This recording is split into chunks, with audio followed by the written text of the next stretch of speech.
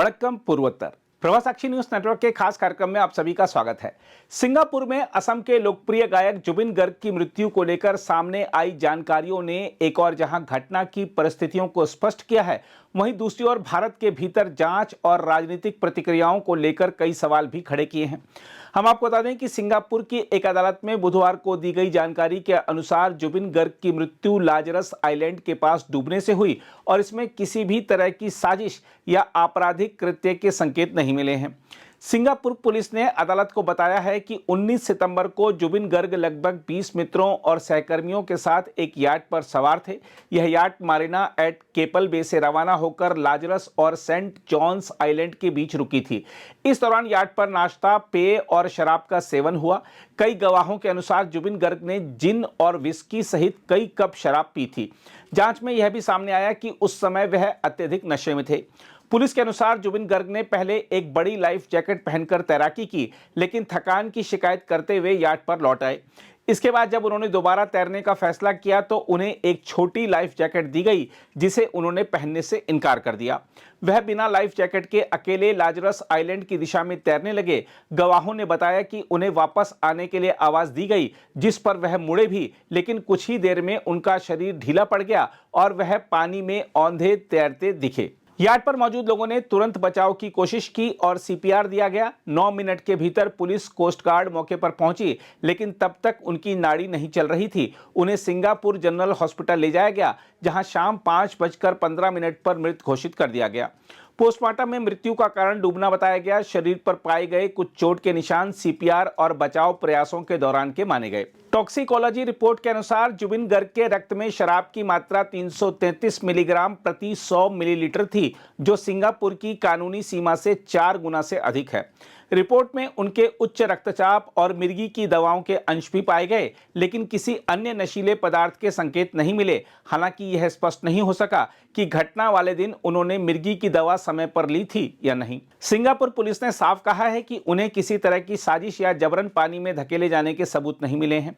अदालत में यह भी कहा गया कि जुबिन गर्ग में आत्मघाती प्रवृत्ति नहीं थी और उन्होंने स्वयं तैरने के लिए पानी में छलांग लगाई थी। इस मामले में कोरोनर कोर्ट द्वारा एक तटस्थ निष्कर्ष जैसे दुर्घटनावश मृत्यु दर्ज किए जाने की संभावना जताई गई है। इसके विपरीत भारत में, खासकर असम में, इस मृत्यु को लेकर तस्वीर अलग दिखाई देती है।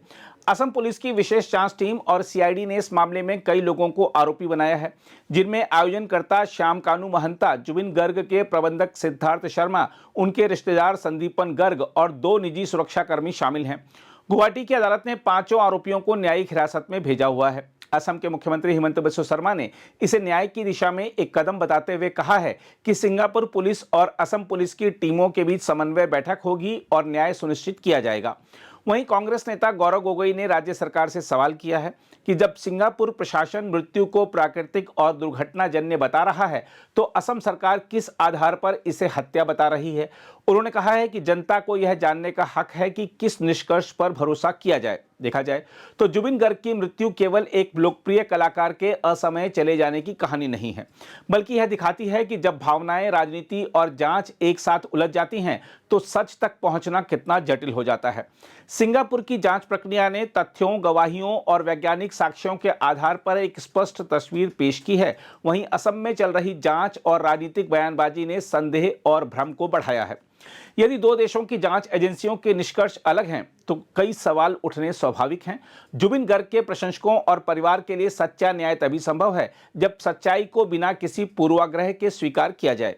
यही उनके प्रति सबसे बड़ी श्रद्धांजलि होगी। बहरहाल, आइए देखते हैं सिंगापुर से आई खबरों को लेकर असम सरकार को कैसे घेर रहे हैं कांग्रेस नेता गौरव गोगोई। देखिए, किस पर विश्वास करें। एक तरफ असम के मुख्यमंत्री हिमंत बिस्वा शर्मा जी कहते हैं कि जुबिन गर्ग की मृत्यु हुई, उसकी हत्या हुई, और उन्होंने अपने एसआईटी के द्वारा 5 लोगों को गिरफ्तार भी किया और चार्जशीट में उन 5-6 लोगों पर ये कॉन्स्पिरेसी का ये चार्ज लगाया है कि उन्होंने जुबिन गर्ग की हत्या की कॉन्स्पिरेसी की और हत्या की, और हत्या के मुंह पर, मौत के मुंह पर उन्हें जुबिन गर्ग को धकेल दिया। और इसके विपरीत सिंगापुर की सरकार, और वहाँ पर अभी जो कॉरोनर उनका है सरकार का, वो कहता है कि स्वाभाविक मृत्यु, स्वाभाविक मृत्यु हुई, कोई फाउल प्ले नहीं था। पूरे जांच करने के बाद ये उनका नतीजा है। तो किस पर विश्वास करें? सिंगापुर के कॉरोनर पर विश्वास करें या मुख्यमंत्री हिमंत बिश्वा शर्मा जिन्होंने खुद सदन के अंदर कहा कि जुबिन गर्ग की हत्या हुई, उस पर विश्वास करें? और कहीं ना कहीं अब तो ये मन में संदेह आएगा ही कि जिन लोगों पर हत्या का आरोप हिमंत बिश्वा शर्मा जी ने लगाया, अब इस बयान के बाद कहीं उनको छूट तो नहीं मिलेगी।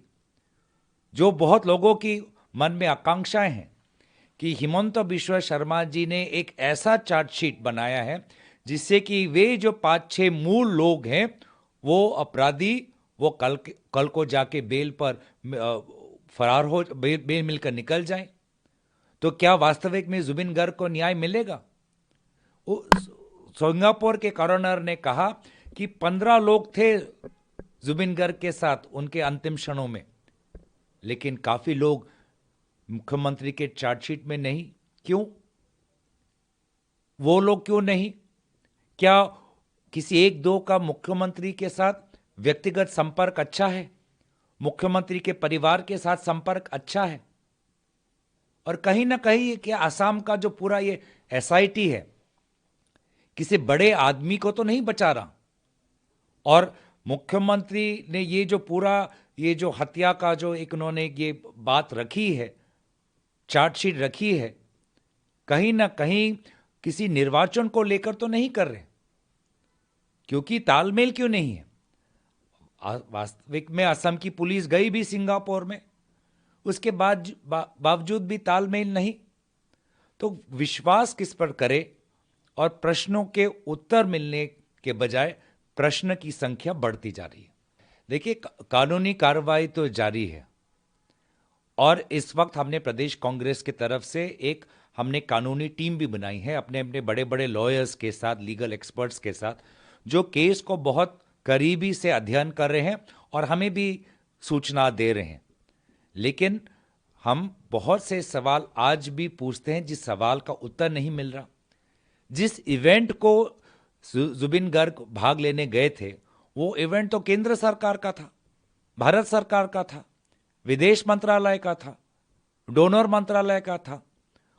इंडियन एम्बेसी जो सिंगापुर में ही थी उनके द्वारा रचित किया गया था। जो मूल एक अपराधी है उसको तो स्वयं पैसा भारत सरकार ने दिया है और एक बार नहीं कई बार दिया है ऐसे ऐसे त्योहार रचने के लिए, ऐसे ऐसे इवेंट मैनेजमेंट के लिए। तो किस आधार पर भारत सरकार इस मूल अपराधी पर इतने सालों से विश्वास करती आ रही है? विदेश मंत्रालय बार बार लाखों की तादाद में रुपए इस विशेष व्यक्ति को क्यों दिया है? और केंद्र सरकार से कोई जांच पड़ताल नहीं। कौन वो व्यक्ति बैठा है केंद्र सरकार में, विदेश मंत्रालय में, जो इस मूल अपराधी को बार बार हर साल ऐसे ऐसे इवेंट्स ऑर्गेनाइज करने के लिए लाखों रुपए देते हैं? तो सवालों की संख्या बढ़ती जा रही है और यही दुख की बात है कि जुबिन गर्ग को आज उनके मृत्यु के बाद जो श्रद्धा सरकार की तरफ से होनी चाहिए थी, जो एक सम्मान देना चाहिए था, जो एक सच्चाई हमें और सज्जनों को और उनके परिवार को देना था, आज भी कितने दिन गुजर गए लेकिन सच्चाई कहीं भी करीब नहीं दिखाई दे रही। अगर आप भी लेना चाहते हैं देश दुनिया की तमाम जानकारी तो आज ही सब्सक्राइब करें हमारे चैनल को।